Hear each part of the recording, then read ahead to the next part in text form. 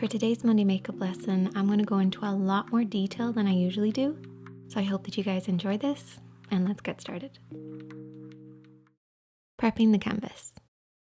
So I like to start off by creating a little bit more framework and creating a clear canvas for me to work on. And this helps me see the end result just that little bit clearer with every step that I do.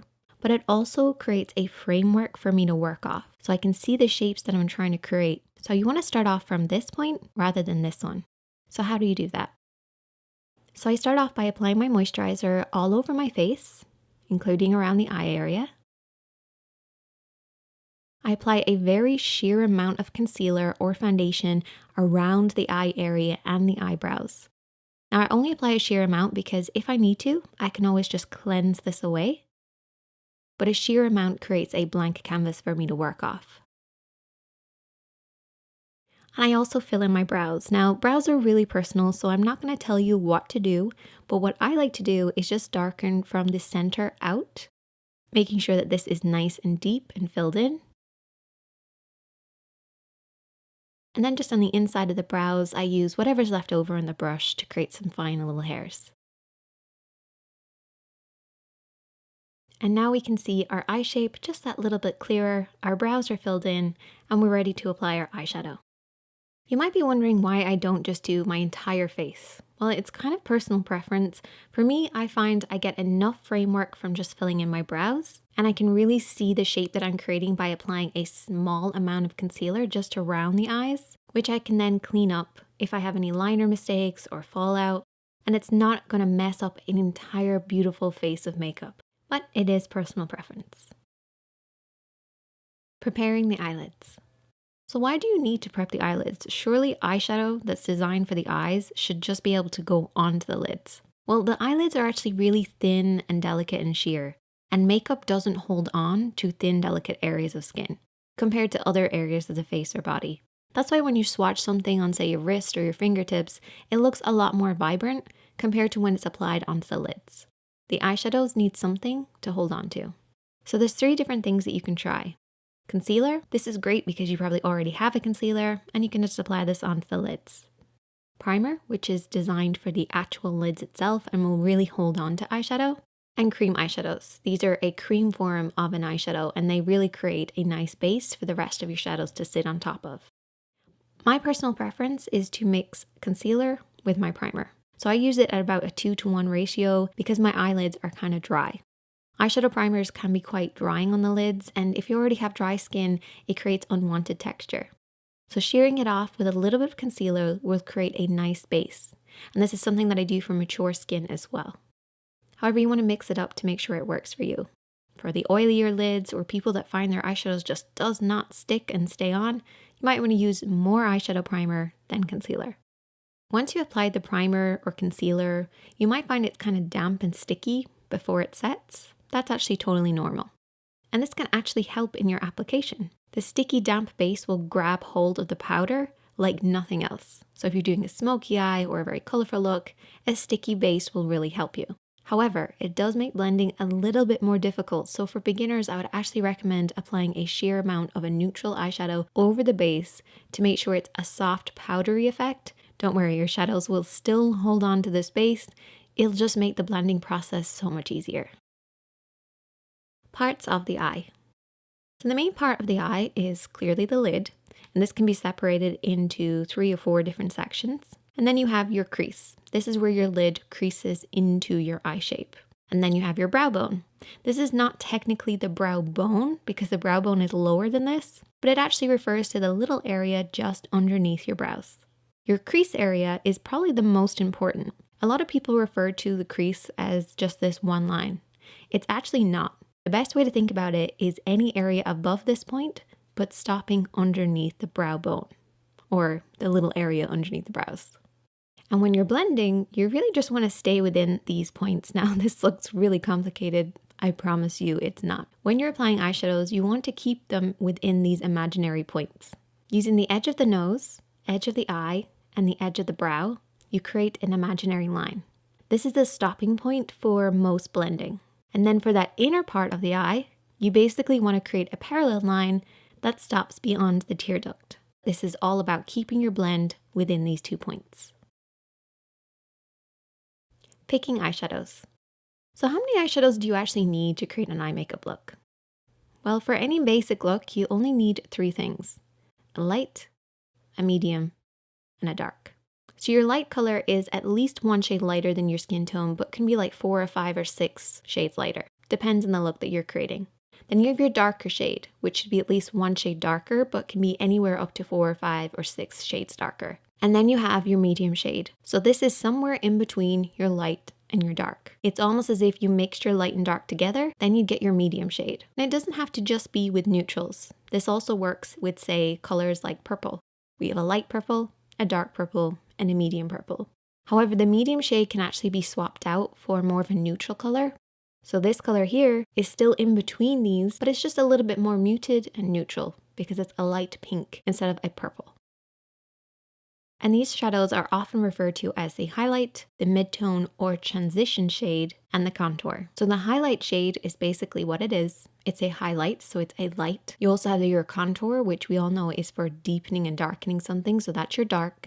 And then you have your midtone, or as a lot of YouTubers refer to this as a transition shade. Personally, I feel like that's a good term to use, but I like to use midtone because I feel like it's a better explanation of exactly what this transition shade is. It's a middle tone. It's in between our light and our dark. But you will hear a lot of people refer to this as a transition shade. Makeup brushes. There's really only a few makeup brushes that you need, the most important being a good blending brush. This is going to create that soft blended appearance. A small brush, something like a pencil brush, or anything that's nice and small that you can do some detailed work with. This is actually my favorite one for beginners, the Blank Canvas E01. Highly recommend it because it really applies the shadow while keeping it nice and soft and blended at the same time. So it does a lot of the work for you. And then you have a flat brush. It's not essential to use a flat brush. You can use your fingertips, a Q-tip. However, you will get more precision from a flat brush. And then you have a clean blending brush. This is an extra one that I would actually recommend for beginners. This will create that soft blended appearance and stop your shadows from getting muddy. Have you ever gone back in with your blending brush after you've used it to apply an eyeshadow and then everything just kind of blurs together?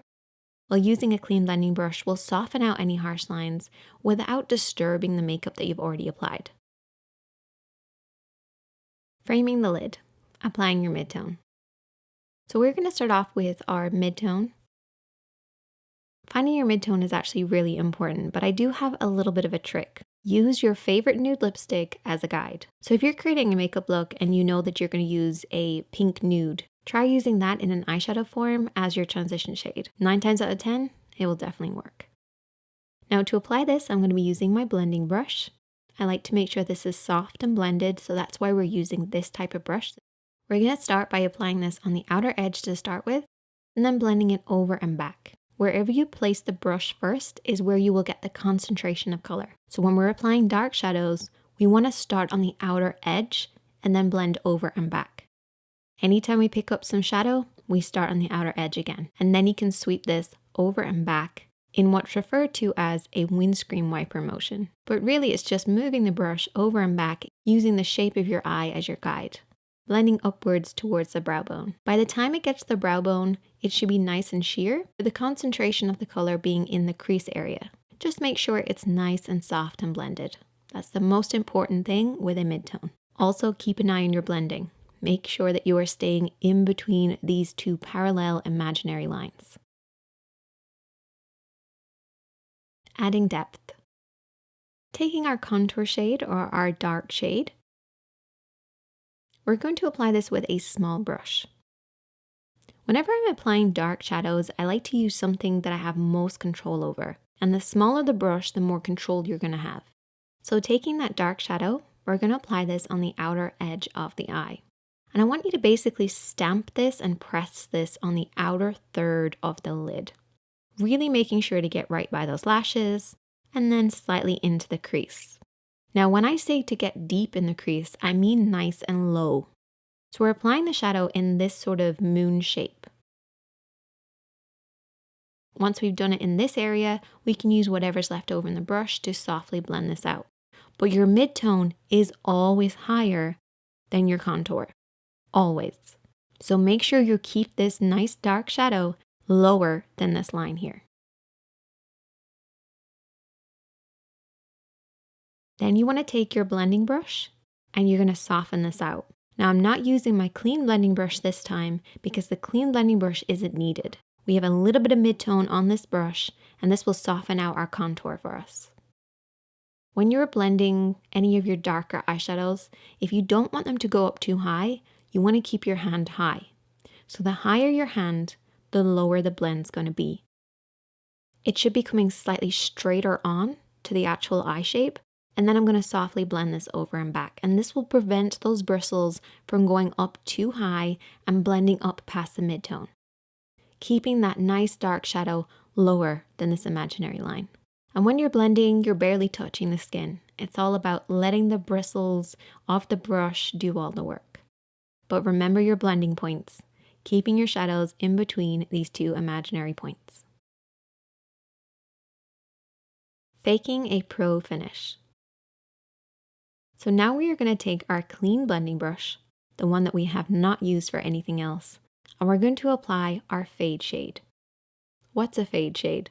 It's actually a shadow that I kind of invented.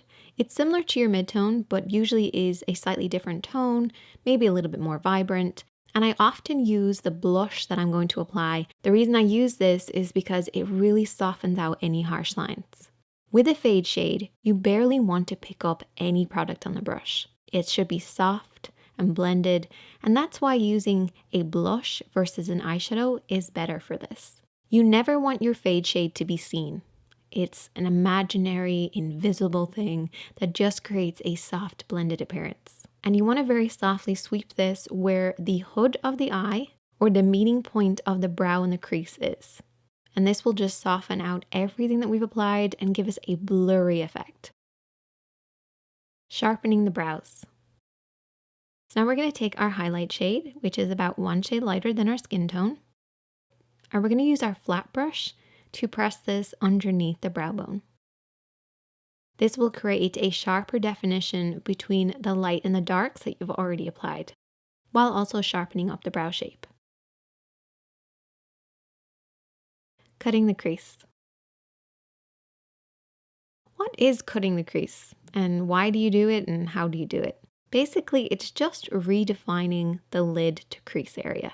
The most basic reason you'd reapply concealer is just to give us a nice clean base for everything that we're going to apply, particularly if you're applying highlighting shades. It also creates a sharper contrast between the light and the dark, meaning that your contour is going to look deeper and darker.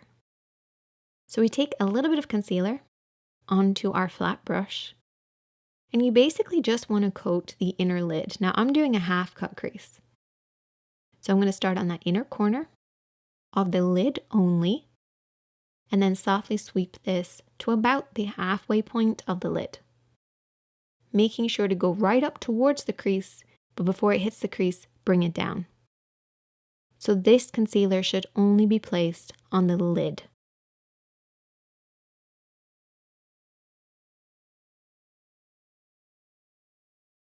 Once that's on there, I then take my ring finger and I just tap around the edges. So right where the concealer meets the shadow on the outer edge. This will just remove any excess, so it's not going to be too damp when we apply the shadows over the top. So taking our flat brush again, and I've just wiped off that flat brush on a dry tissue, I'm going to take my highlighter shade and apply this over the concealed area. And this will set it in place and give us a nice sharp base to work on. Catching the light. Taking that flat brush again, we are now going to take a highlighter. So this is different from the highlight. This is a highlighter. So it's similar to the highlight, but it has like a pearl or a shimmering finish. So what this does is it just catches the light, and the main areas I like to focus on are just the inner corner and slightly underneath the brows. But you can also tap this across everything that we've applied, just making sure not to get it in the crease. Faking a pro finish. So now we have a difference between our light and our dark. We want to create that nice pro finish. So we're going to take our fade shade again, and our fade shade, remember, is similar to the mid-tone, maybe a little bit more vibrant, a slightly different tone. and just apply a small amount of the fade shade right where the light and the dark meet in the center of the lid. And instantly, we get a much better blend between the light and the dark. This is how you fake that pro finish. Shaping around the eyes. For the next step, we're going to take that flat brush. I'm going to take my contour shade and I'm going to apply this underneath the lashes on the lower part of the eye. And this will create more definition. And I usually stick it to the outer 2/3 of the eye when I'm applying the darker shade. And you're basically just running this along the edge of the eye. With our mid-tone then, I'm using the same brush and I'm going to softly sweep this all the way into the inner corner. This will create a softer blend for our contour while also creating some more definition. And then to finish, you want to take your clean blending brush. This may have a little bit of fade shade on it, but that's totally fine. And you just want to blend around everything that you've already applied with a very, very light hand. And then our eyeshadows are on. Brightening the eyes. For the next step, I'm going to take a pencil liner. Now, when you're picking a pencil liner, a lot of people instantly think of white liner. It's actually not a good idea to use white eyeliner unless you have extremely pale skin. You want to choose a pencil that works with your own skin tone. So it can be a little bit brighter, but it doesn't necessarily have to be white. So I'm going to use this shade here because it blends in perfectly with my skin tone. And I'm just applying this on the inner rim of the eye. So you see that little area of skin that's just inside? You basically just want to run the pencil along that. And this will create a brighter appearance and also make your eyes look a little bit bigger too. Sharper Pro Finish. We're now going to take liner, and don't worry, because we're only going to be using this to create an invisible line. So I'm using a felt tip eyeliner because I feel like they're the best and easiest to use. I'm going to take my pinky and rest this on my cheek, and then run this liner along the lash line. You shouldn't be able to see this liner. It's invisible. It's super thin. It's really close to those lashes and it's almost sheer. So don't over apply this. Keep it nice and low and aim as if you were trying to coat the roots of your lashes rather than your actual lid. And you can see the difference that it makes. It's a very tiny line that makes our eyes look a little bit more bigger, brighter, and more defined. And this will also create the illusion of thicker lashes as well. And create that little pro finish. Finish off with mascara and the rest of your makeup. If you need to, you may have to clean up underneath your eyes, but that's okay. And there you go. That is the finished look. If you do have any questions, definitely let me know in the comment section. I will try to answer as many as I can. Hit that subscribe button and check out the other videos on the screen, and I'll see you in the next one.